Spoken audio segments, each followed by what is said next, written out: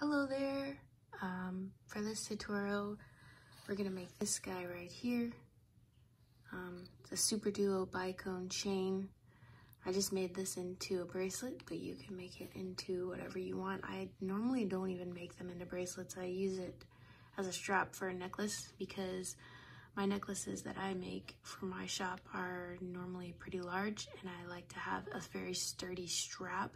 Sometimes I find like a simple strand of beads or something like that, it doesn't look as good compared to a thicker, wider strap like this, and also it provides a lot of stability. This one is one that I made earlier just as a test. It's got a lot of bright colors here. I'm also using Preciosa Matte AB, I think, bicones. And even though like these are really playful colors, it's still kind of a vibe, you know, it's like kind of like a bomb pop looking thing. I also used Joanne or Michael's type store-bought 11-Os on this, and they are uneven, but I was just testing it out, and it still kind of works. It's a little more bumpy, as you can see. It doesn't lay as flat, but it's still cute, playful. These are some loud colors right here, but you can make it look really kind of classy. Here's an example of one of the necklaces that I did. This has a lot of Swarovskis on it, but for the strap, I'm using a bicone, and see how flat it lays. And I'm using the Japanese seed beads on that, so they're pretty even, and that's how that one lays. And I think it evens out this big chunky necklace more. I have one smaller necklace here with a little dangle on it that I also use this strap for, and it just pretty much works in all applications. So if you would like to learn how to do this so you can add it to your designs, just keep watching. So here's what you're going to need for this project. You can screenshot this or look down below. I'll put it in the description bar. The only thing that I have neglected to add would be the size of needle. I'm going to use a 10 for this, but you could use a 12 or a 13, either one. And I've made this project with both Nymo size D and the 6-pound Fireline, and it works, so it's whatever you're comfortable with. Alright, to start off this stitch, we're just going to make a loop. I like to make a loop at the end so that I can attach findings, whether it be a necklace or a bracelet. And I also put the bicone on there just as a jump off point to start the stitch because it's easier to do it that way. But these seed beads here, the count isn't important. It just depends on how long you want or how large you want your loop. I'm gonna do 9 here. I find that it's a pretty good size. So I'm gonna leave a good sized tail, probably 5 or 6 inches, just because I like to have something to hold on to while I'm working. So we're just gonna go, see, we're coming out of these seed beads here. We're just gonna loop back around and come back to the bicone and all of the beads one more time. Then that'll form our loop. We did it right. Here we go. So I'm gonna hold the bicone, go back in the bicone, and it'll help you form your loop a little bit easier. So here we go, we got our loop now. I'm gonna go through these beads one more time, just so we can be nice and sturdy here. And with the Nymo thread, what's nice about it is like you can go through a bunch of times and it doesn't really fill up your beads, so that's why I'm using it right now.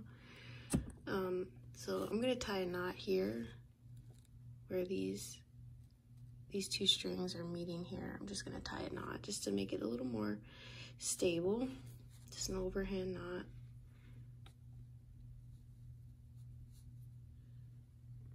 Alright, so now we have our working thread here. It's coming out of this gold bead. We're gonna feed it through the bicone. And this is where we're gonna start our stitch. So this is just gonna be repetitive from here on out. We will be going through the beads a good amount, probably at least 3 times each bead, but that just makes it sturdy.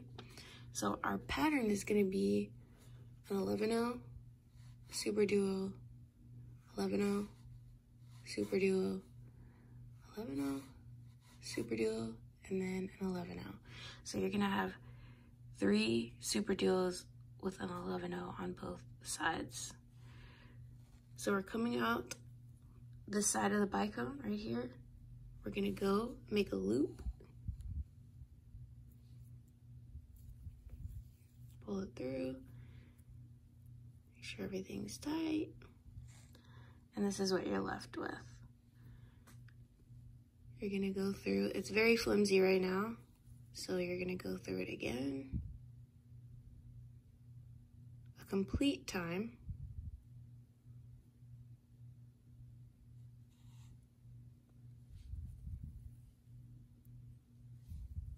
Make sure to get all your beads. Go back through the bicone. So we've made 1 complete round. So you have 2 thread paths in this circle here.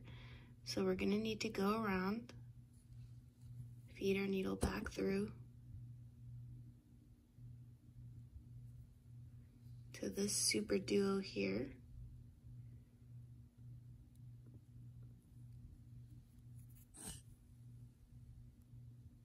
So we're coming out here. Now we're gonna turn around.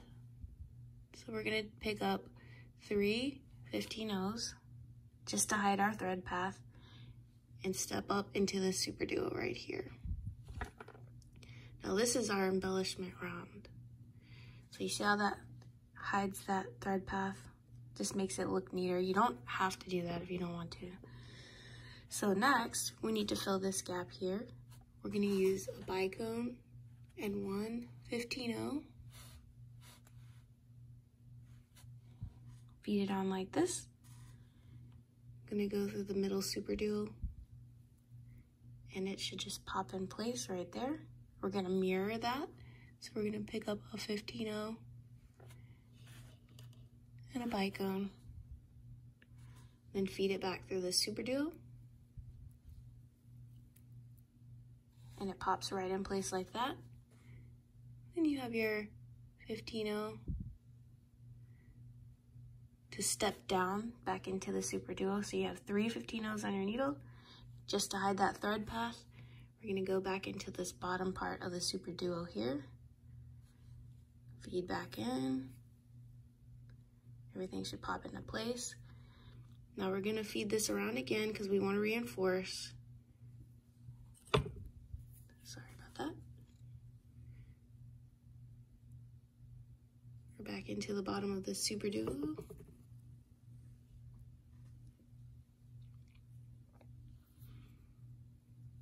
We'll go back into the picot here. It's not really a picot, but the 3 15-0s.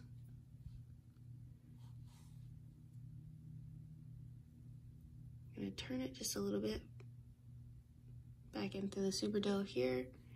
You're just following your thread path just to reinforce. Reinforce all these beads.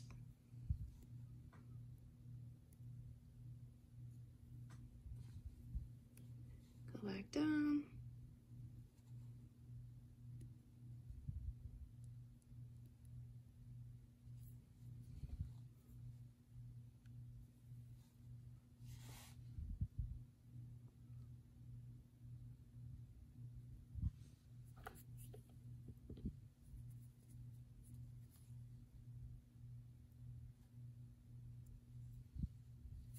Follow your thread path again. This just keeps everything very secure. You don't want it flopping around. You need a sturdy base for when you keep building the units. Otherwise, it'll just look kind of sloppy.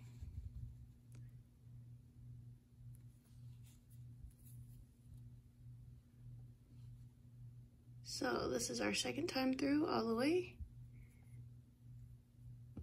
We're gonna go through this bicone, through the 15-0, and come out of the SuperDuo here at the top. So we're coming out of the SuperDuo here, and that's where you want to start your next unit. So again, all you're gonna do, you're gonna start off with your 15 or your 11-0, SuperDuo, 11-0, SuperDuo, 11-0, SuperDuo, 11-0. You're coming out this side of the SuperDuo, so you're gonna come in the opposite side to make a loop.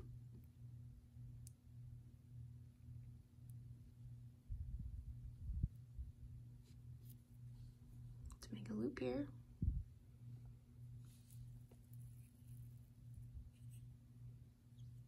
This is where you begin your next round. So we begin by reinforcing the loop.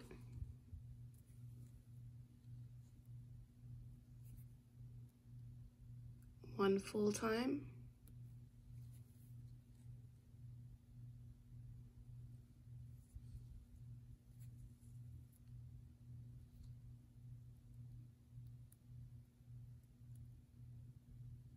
Coming out of the SuperDuo again.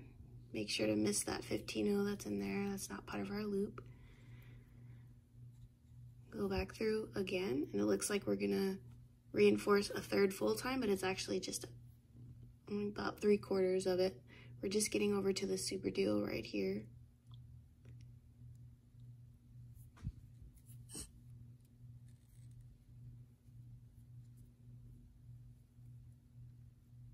So now, coming out of the SuperDuo, to hide our third path to step up, we're gonna do 3 15-0s. 3 15-0s. Step up into the top hole of the SuperDuo. Now we're gonna do our embellishment. So like before, we're gonna pick up 4mm bicone, 1 15-0, go into the top hole of this top SuperDuo here. Should pop into place. We're gonna mirror that with another 15-0 and a 4mm bicone. Go into the side SuperDuo top hole, pull it down, and it should pop into place. Now to hide our thread path, pick up the 3 15-0s, go into the bottom hole of the SuperDuo, and reinforce.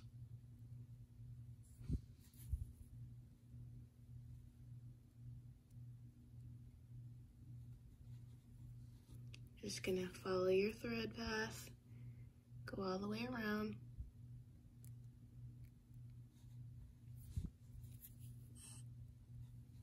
There are 15-0s here.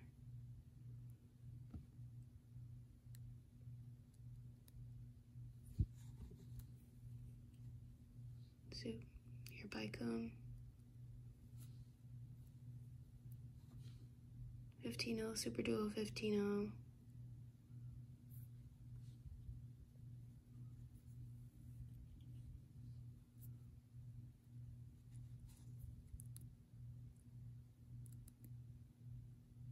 Bicone, SuperDuo.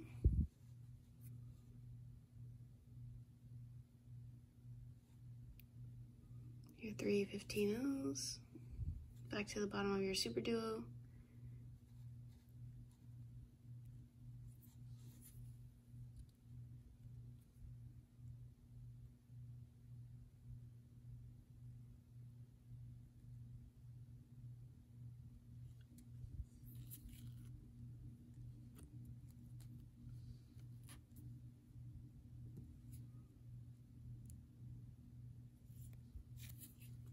Following the thread path. I know it seems redundant, but it is an actual important step because you want everything to be pretty secure if you're going to build on it. And I'll show you an example. I don't know if I already have, but I hang pretty heavy necklaces on this stuff, and so I like it to be super secure. But again, in order to build our next unit, we're gonna be needing to come out of this SuperDuo right here. So then you just repeat what we've already done. You make your loop, embellish it from there, and you can make this as long as you want. That's it. It's really simple, but it can be really, really effective. Okay, so I've made it the length that I want. We're at the end here. I just need to make another loop on this side, but first we need to put a bicone on so that I can jump the loop off that. So I have 11-0, bicone 11-0, and I'm coming out of the SuperDuo. I'm just gonna go in on the opposite side to make our loop. Pull through. You'll have to kind of put these in place a little bit. We're going to reinforce it.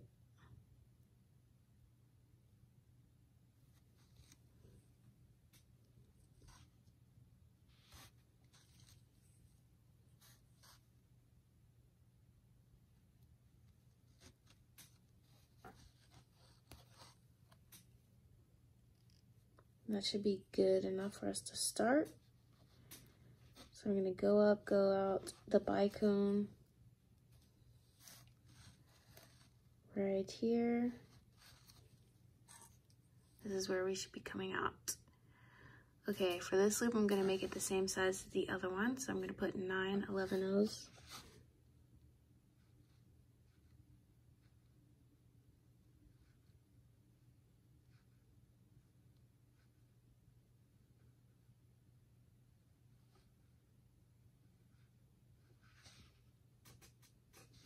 Okay, coming out this side of the bicone, we'll go in the opposite way here,